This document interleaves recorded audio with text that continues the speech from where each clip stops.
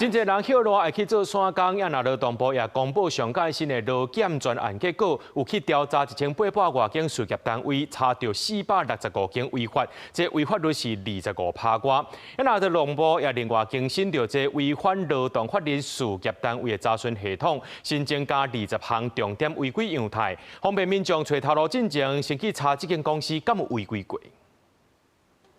迄個真濟學生攏會做沙工，根據人力銀行6月底的調查，有2些學生捌拄過無合理的對待，親像頭家無投勞健保，也是薪水比政府規定的較低。某學生煩惱做沙工一領無加班費，一定要把事情做完，然後加班之後也不會給加班費。不過某學生表示，做沙工捌拄過無公平對待。對，沒有遇到。勞動部去年有針對工讀生甲部分公司做專案勞動檢查，去檢查1852間事業單位，查到465件違法，裁罰金額大約是1581萬，違法率有25.11%，甲前一年的24%比起來差不多。其中，伊家名店的違法比例較高。勞動部表示，未來會要求企業總部要加強輔導，甲名店遵守勞動法規。整個違反案件主要集中在餐館業，佔了53%哈。那其次是連鎖的便利商店，好，那飲料店、加油站，還有零售業。那我們也可以發現哈，這些都是